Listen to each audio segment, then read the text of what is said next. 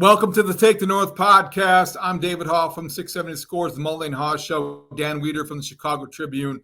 He covers Halas Hall like a blanket. Adam Studzinski is our producer. Thank you for listening today. You can get us on the free Odyssey app or wherever you get your podcast, or you can watch us on 670 Scores YouTube page. Dan, what a day at Halas Hall. Thursday was just more of an example that you have to be fluent in flu speak to understand what's going on with the quarterback situation. Can you help interpret what we heard from the podium?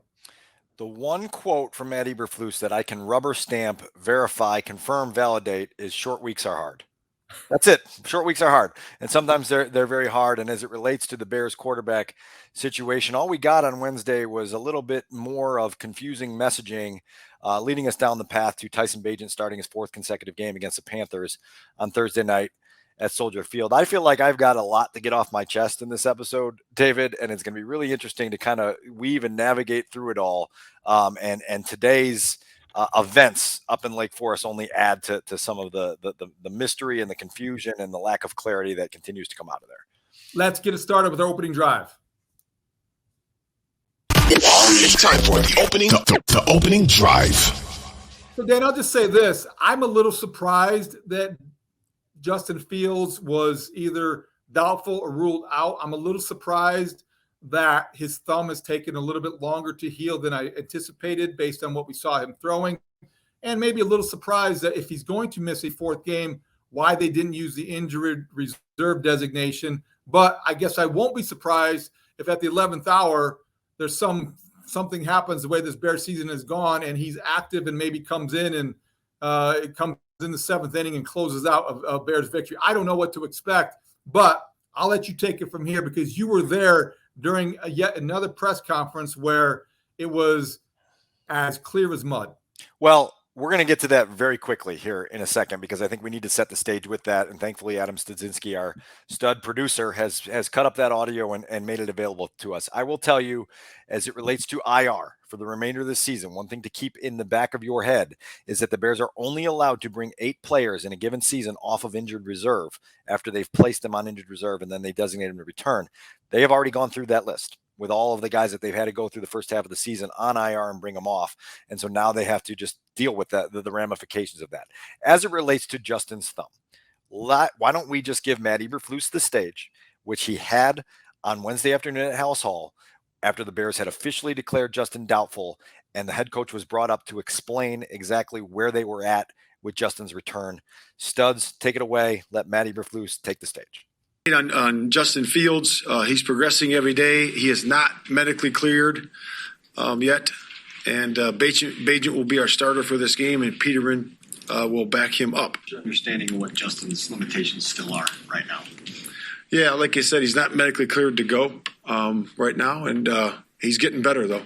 I mean, he's accuracy's improving. He's throwing it better, and he's starting to do more and more and more. So we'll see where it goes. And right now we're listing him as doubtful, and we'll see where it goes from there. If he's not medically cleared, well, how come doubtful versus out?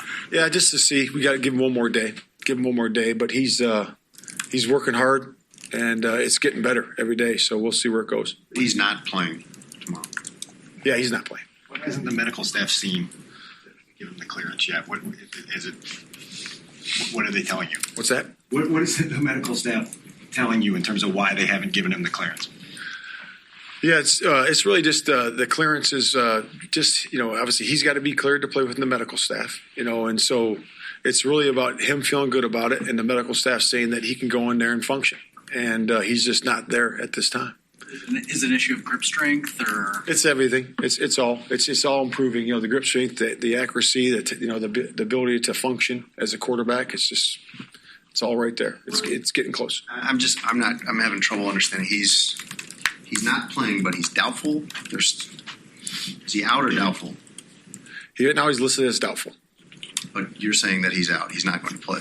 We'll see where it goes. The chances are doubtful, 51% that he's in or out, and it's going to be. We'll see where it is. We got a little time left, but again, we'll declare him out when he's out. Right now, we're still listing him as doubtful. But will he go through any sort of pregame work tomorrow?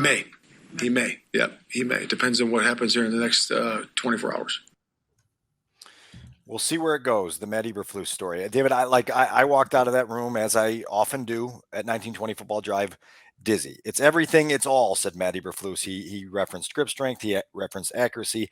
He referenced functionality. But I asked multiple times for some specifics and some clarity on what the doctors are saying on why he's not cleared. And as you heard there's not a whole lot of answers there. Where I am given pause in those answers is, who is putting up the stop sign here? Who is activating the red light? Is it the doctors? Is it the coaching staff? Is it Justin himself? I don't have clarity on that right now as we sit here. I don't know if Justin Fields says, look, I'm just not ready for this. I don't know if the doctors are saying he's just not able to do it. I don't know if the coaches are watching him practice and going, that's not ready for it. And so it leaves us to ask big picture questions, which are significant for this franchise, about what is taking so long, as you asked in the opening, and why we haven't gotten over the hurdle. Again, short weeks are hard. I said all along that it was going to be difficult in this short week to get ready to play a football game, but I was fully expecting better answers and more clarity than we got there.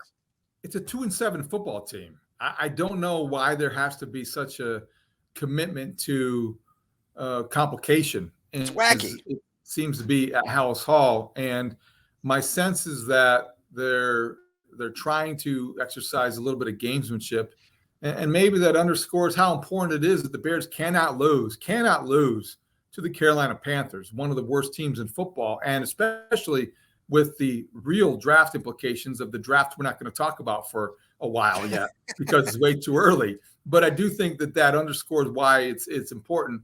And I also just wonder if it comes down to yet another example of somebody who is just a football lifer, but just not very skilled at presenting himself behind the microphone, which is definitely not exclusively Matt Eberflus's problem. We see it all the time. It's just like he's been overmatched by too many moments publicly to be surprised. But I think that we all are a little bit still surprised at how bad the Bears are at this. You're a charter franchise in the most popular sports industry in the United States of America, possibly the world.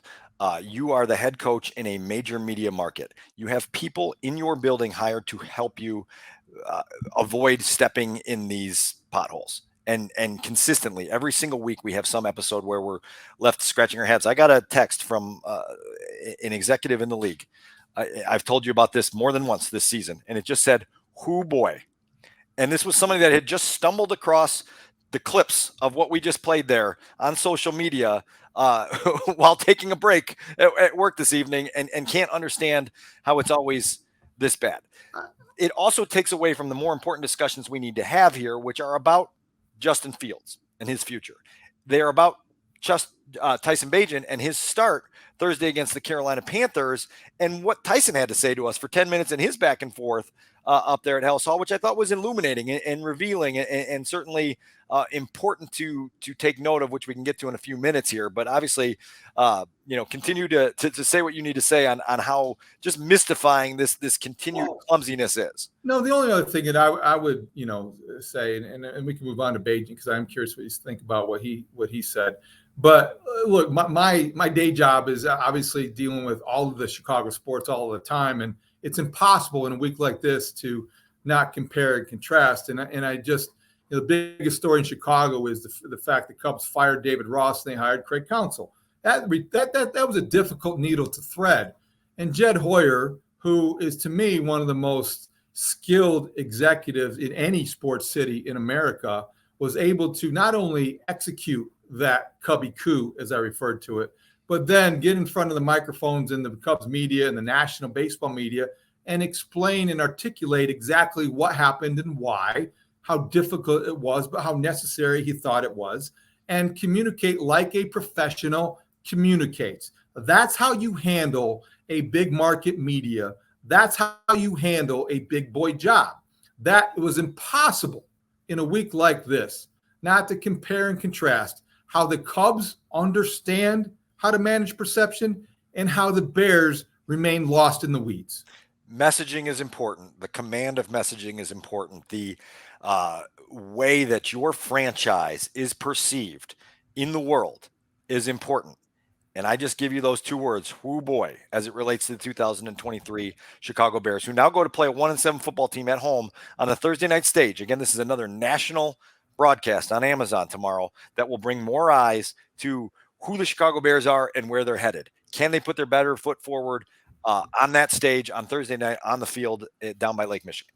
So let's talk about that before we get to your numbers game. Tyson Bagent, he did speak as well. It will be his fourth start. He had 3 great quarters and 1 real disastrous one against the Saints. He opposes Bryce Young, who's had his own struggles, Dan. I know it sounds absurd maybe, but when you look at the quarterback matchup, if it's Bagent versus Young, who has the advantage? Well, look, the guy who has the advantage is whoever's offensive line decides to protect them more. I think whichever quarterback has the opportunity to play from within a calm pocket, for the ability to play on schedule and with an opportunity to be comfortable is going to have the advantage. This Tyson Bagent conversation has gotten sideways, and this quarterback conversation in this city has gotten sideways. And I enter this podcast tonight a little bit worried because we still have half a season left. There are still 8 games for the Chicago Bears to play, and we're going down a similar path as we went down last year, where it got so sideways that all of a sudden it just became a shouting match for people to scream their realities into existence. And it's driving me crazy this week to hear on social media and different forums how this thing has gotten askew. And what I think is fair in regards to measuring Tyson Bagent in his 4th start is to understand that he's making a 4th start of his career a year after coming out of Shepherd University. I think Tyson, to his credit today, talked about the understanding that obviously 4 turnovers in a football game is unacceptable and it will lose you football games. And if you ever commit 4 turnovers again in a football game, your career suddenly starts to go down a chute that you don't want it to go down. But I think when you talk to Bears coaches, when you talk to people around the league, and they understand that part of the growth process in this league for a young rookie quarterback is understanding who you are within the confines of this league, you hear a very honest self-assessment from Tyson Bagent about, okay, I'm not only playing against, I think as he said today, physical specimens, but guys who rarely make mistakes, guys who can take a small error that you make and turn an incompletion into a takeaway, guys that can really expose your flaws. And so now you have to learn to compensate for that. You have to use your strengths and accentuate your strengths, and you have to limit your weaknesses and play the football game in a way like Tyson Bagent played for 3 quarters in New Orleans before the catastrophic 4th quarter. I think it's only fair to perform a performance review of Tyson Bagent on who he is and where he's at in his development. The same way that I'm not going to judge my soon-to-be 5-year-old daughter on how she swims versus how my 11-year-old son, or soon-to-be 11-year-old son, swims in the deep end of the pool. They're at different stages of their growth curve. And so you judge them differently and you gauge what they do well and what they don't do well. Tyson Bagent deserves a little bit more fairness than I think he's gotten this week after an avalanche of criticism. I know that I'm going to get heavy backlash and pushback for that, but I'm curious what you think. I don't think it's backlash or criticism. I think that I don't consider it criticism to assess Tyson Bagent as a quarterback that has shown us maybe what his ceiling could be. And I don't think it's premature after 3 starts or 3.5 starts to project him as a competent NFL backup quarterback. Could he start in certain situations? Yeah, I would not rule that out. It's the NFL. I don't see, but I also sometimes have a blind spot where I feel like, objectivity. I forget sometimes how trying to be objective and assess Tyson Bagent as a quarterback and understanding that, when you say he has limited arm strength, and that showed in how he's unable to assess how quickly corners can close the gap, and that's why that interception happened, and how he's unable to assess this coverage, and he got fooled, and that's why that interception happened, and how these objective analyses of his game can be construed as criticism in the eyes of some people who want so badly for him to succeed. That's the problem here. When I'm evaluating Tyson Bagent, I don't really, and not just me, but I think it's not, you're not doing it in the name of wanting to be right about something or wanting to something to come true. I really don't gain or lose anything from Tyson Bagent being a starter or a backup. But I think honestly, he looks to me, based on my experience, based on my football sense and history and whatever, he looks to me like a guy that could be a backup, but I don't know that I would feel good about him as my starter. I don't know that I'm going to win the Super Bowl with him as a quarterback. See, that's why I think that, I'm good with what I've seen. He could improve. I'm not dying to see what he has next. If he has to start Thursday against the Panthers, fine.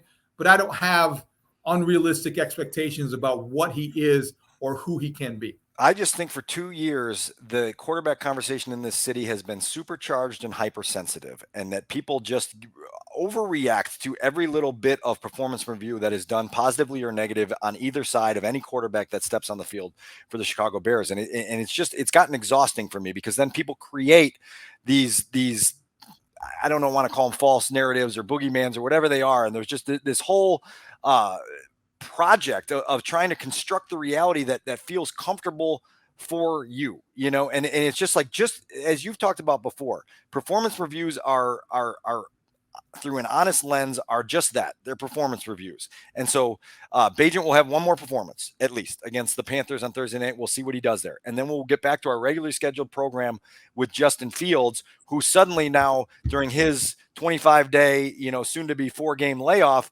has taken on a new life of his own again, amongst people that want to say, the last time he finished a game, he threw 4 touchdowns. Well, yeah, and then he started the next week and he had 58 yards through 2.5 quarters of a game against the Vikings, and he got hurt taking a sack. And so, yes, we'll get back to that Justin Fields performance review, but don't suddenly create this false depiction of a quarterback who was in a groove for a month. He had 2 decent games and then a terrible half against the Vikings. And we've got to get back to evaluating him on whether he deserves to be here in 2024 and beyond. The Bears are going to have to decide in the spring of next year whether to guarantee him $25 million plus to be there on their roster in 2025, not 2024, 2025. And so that judgment and that evaluation of Justin Fields has to be done through an honest lens, a sober lens, a lens that is rooted in reality and fact-based evidence and time, right? Like that we've seen over time. Justin Fields will miss his 11th start on Thursday night. He has won 6 games in the National Football League. He's approaching double the amount of missed games as he has victories. And so let's get back to that programming. Let's see if that can change in the final half of the season. But let's also not create this false fantasy land that he was on his way to becoming the franchise quarterback that everyone wants him to be. And these people that pull out the stats of his last 17 starts, well, yeah, he's missed 5 games in there, soon to be 6 with this game against the Panthers. And so really it's an 11-game statistical analysis that you should be doing, because the last I checked, an NFL season is 17 games. And so I can't do the fantasy land stuff anymore. And that's part of what I'm getting off my chest tonight. I get that. I think that's well said. And, absence has made a lot of people grow fonder of Justin Fields, and he's become somewhat of a sympathetic figure. Whereas people do tend to forget, he had back-to-back 4 touchdown games, but that was followed up by a really shaky half against the Minnesota Vikings in which he got injured. So well said. I think that my sense is that the quarterback that the Bears end up arriving at as the one projected to take them where they need to go and win a Super Bowl. I don't think he's on the roster yet, but the final 7-8 games of the season allows Justin Fields a chance for further evaluation, and Tyson Bagent an opportunity to prove a lot of people wrong if they have put an artificial ceiling on his future. Last thing for me, I can tell you this conversation has been had in the media room at Hallis Hall. There is an exhaustion, and I know it permeates the fan base. The idea of rebooting at coach and quarterback again it's physically exhausting, I think, for people. It's a fatigue that goes with, okay, so now we're just going to take a leap of faith on 2 more guys after the last 5 at both positions, quarterback and head coach, have failed as badly as they have. Now we got to get back in that car and drive that to a supposed destination that may or may not exist. And so because we're in, midway through the year, it's only November. We still got 2+ months of the season. We still got 5+ months until draft weekend, as you mentioned at the outset. My God, the level of exhaustion that comes with having to constantly press the fast forward button rather than just hitting play on the now is there. I mean, how many people are looking forward to Thursday night's game against the Panthers? Not Al Michaels. But Poor Dan, guy. I think you're right. But if people didn't believe, if people got tired of falling in love, there would be no dating apps. People love the idea of becoming infatuated with the next quarterback and the next idea. And I know you're fatigued, and I get it. And a lot of fan base is overwrought and overtired about this process. I just interviewed Eric Kramer, who still holds a single season passing record of 1995. Okay. So I understand it, but I do think that won't prevent whether it's Ryan Poles or his replacement or whoever from going down a road if neither Justin Fields shows anything in the final 7 games or Tyson Bagent looks like the answer. They're going to do it again. They're going to swipe right or swipe left, and they're going to try it again. And they're going to see if that match is one that can be lasting and impactful. By the way, that single season record is the lowest of any franchise that's ever played NFL football. So that's a good segue into our numbers game. Let's do that when we get our predictions. That's Adam Studzinski will join us in our numbers game.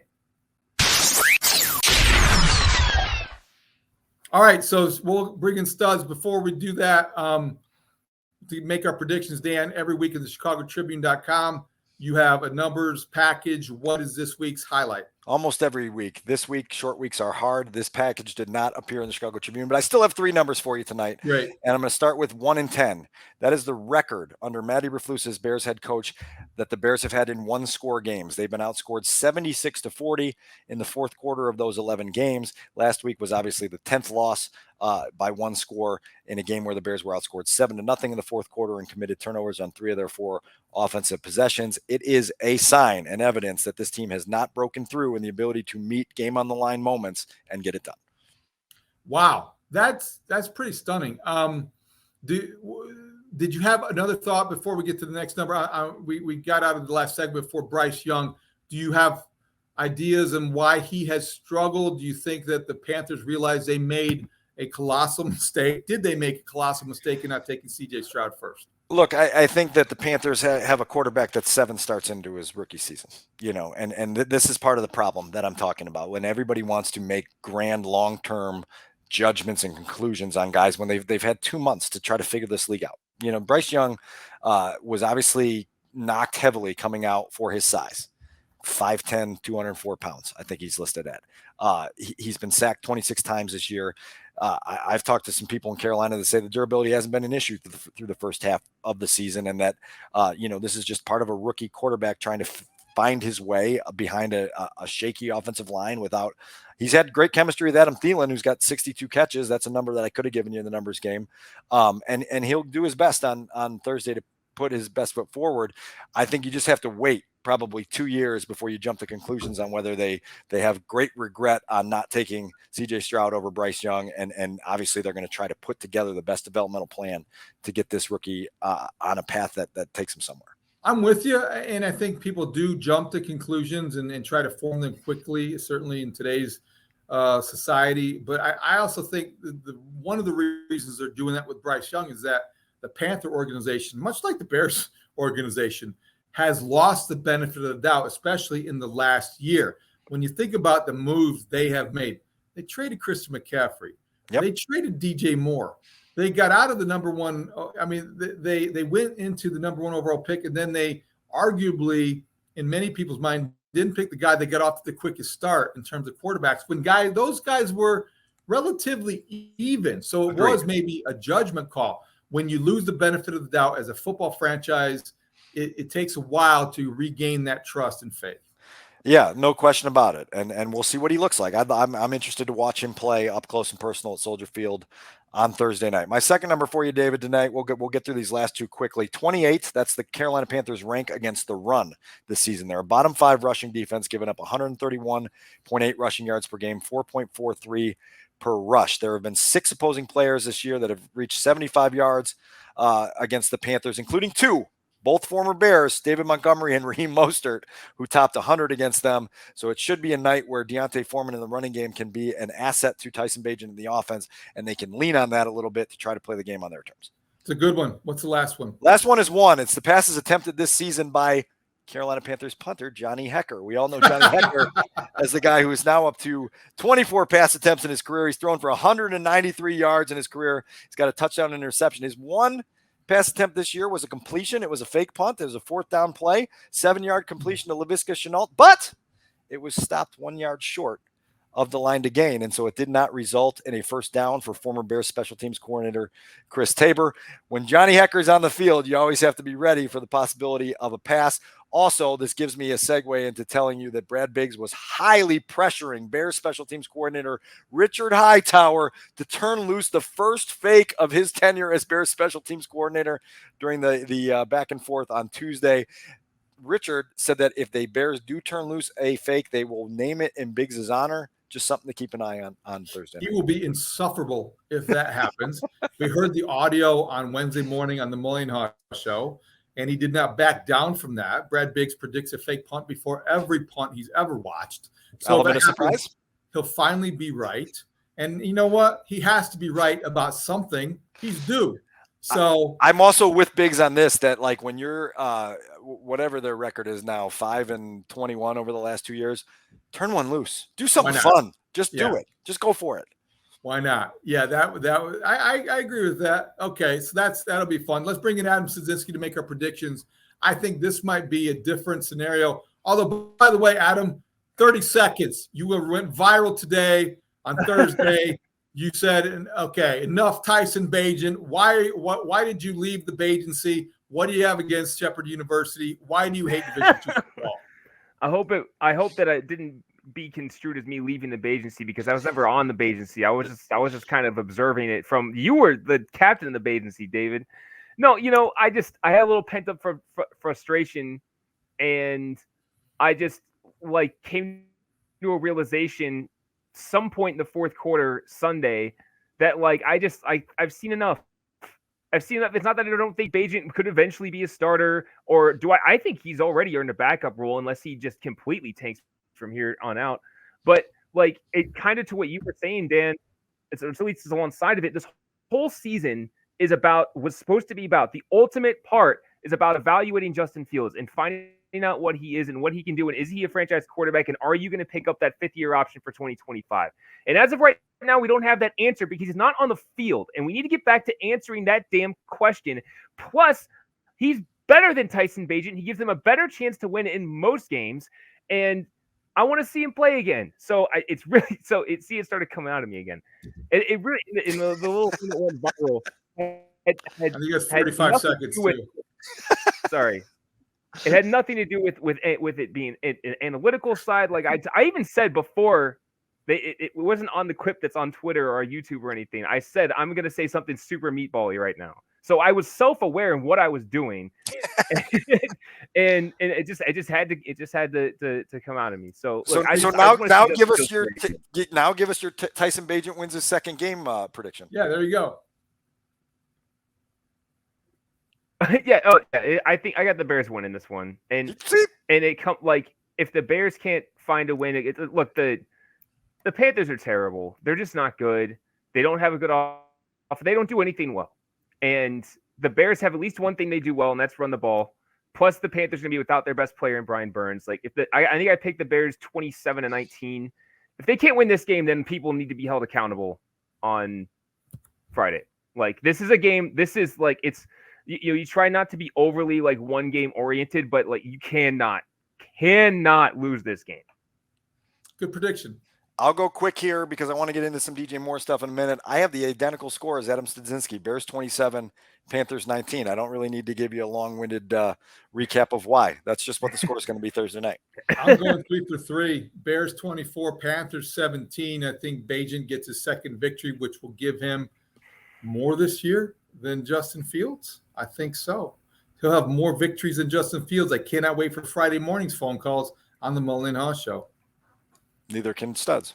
All right, let's close things up with our opening drive. I'm sorry. The 2-minute drill. The 2-minute drill. Yeah, 2-minute drill. The opening drive was a long time ago. Dan, Luke Getsy was asked about a play that really bothered me. The 3rd and 4, DJ Moore off the field after running deep on second down. I'll let you take it from there because you were in the room. Second to last drive of the fourth quarter last week, as you mentioned, DJ Moore on second down ran a deep route, was overthrown by Tyson Bagent, and then was not on the field for a critical third down play. Here is Luke Getsy's response to what happened in that sequence, and then I've got some follow-up on that as well. Took a shot, had the coverage that we wanted, Took the shot, slightly overthrown, maybe didn't give him a chance quite, but close enough. But you're trying to get that 50-50 ball in the sense of down the middle of the field. That if we can get the PR, you make the play, you're in great position to go win the game. And then, players do that all the time. And then the guys stepped up. I thought the guys executed the next play really well. I mean, Tyler and Cole did a great job of handling that concept on that side. Tyler was screaming across the field, and we have the utmost confidence in our guys. You always want your best players on the field, but if that's just something that pops up in that moment, then the next guy's ready to step up. Why wasn't he in? What causes him to come out there? I mean, it's just. Well, I think in that particular moment, he probably pulled himself out after running a 60-yard route. I would imagine that's how exactly it happened. I don't truly know, but I think that's along the lines of what happened. So the follow-up on that, David, is we talked to Tyke Tolbert, the receivers coach I did on Tuesday evening, and then DJ Moore in the locker room on Wednesday. And it is confirmed that DJ Moore, of the 2 snaps that he sat out in Sunday's game against the Saints, that was one of them. And he took himself out, said his legs felt a little heavy after that. I think you can question why at that moment of the game you couldn't have found a way to stay in there, even as a decoy, to be in a critical moment play on third down there. But that's your answer. So I was able to do some legwork for you for something that bothered you, and hopefully we get you, I don't know if they're satisfactory answers, but we got you answers.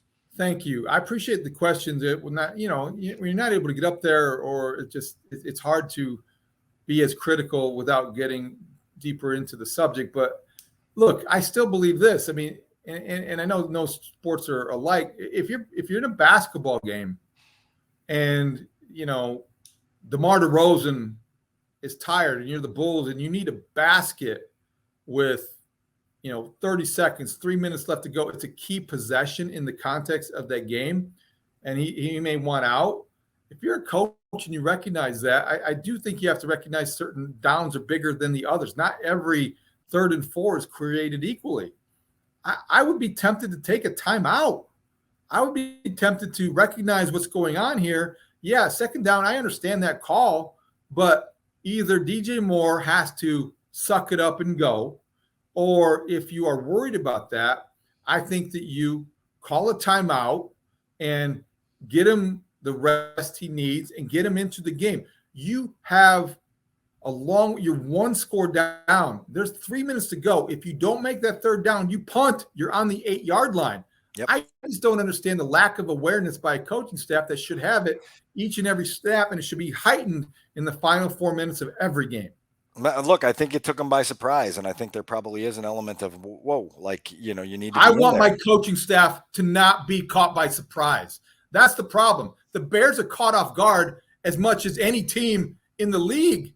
I want these guys to be 1 step ahead, not 1 step behind. That's the problem with this team. That's the problem with this staff. They're never ahead of the game. Their football IQ is at the lowest part of the league. I sound like Stadinsky now. I got you your answer, and I got you triggered, and that's what this podcast is all about tonight. It's Triggered Wednesday here as we preview the Thursday night game. By the way, DJ Moore will play his former team. He said that he's more juiced up by the Thursday night stage than he is going against his former team. Doesn't expect it to be that emotional, that he hasn't really looked in the rear view since being traded here in March, that he's very happy here, and he's most happy that eventually this thing's going to get turned. I wish I could take his confidence and invest in it, because I don't know that I have the same level of faith that he does. Last thing, Dan, have to ask you this. I've asked it and talked about it on the radio. You've got to beat the Panthers. You've got to keep this team down. You want their draft pick to be the first one overall. It means a lot, even though the stakes aren't playoff related, and certainly people will be straining themselves to watch, and Al Michaels may not stay awake. But if the Bears lose to this Panthers team on Thursday night at home when they're favored, is Matt Eberflus in any danger of losing his job on Friday or over the long weekend? No, I don't think any of that is coming up for discussion anytime soon. I think you just have to buckle in. We've talked about it before, some of the reasons that they're going to see this through for a while longer. And then, we just have to live. We have to live with that as we go forward. It's just as we're going to have to live with some of the inane quarterback conversations that are going to continue. But I am going here right now on behalf of the Take the North podcast and making a pledge that we are going to keep the reality zone of quarterback conversation in check. We are going to orchestrate it as best we can over the final 9 weeks of the season and figure out which direction it goes. And yes, hopefully very soon here, as soon as Detroit at Ford Field in week 11, Justin Fields is back on the field trying to give us more concrete answers to the questions that Adam Studzinski brought up just a few minutes ago. I will agree with you and join you in that pledge, but I have to say this.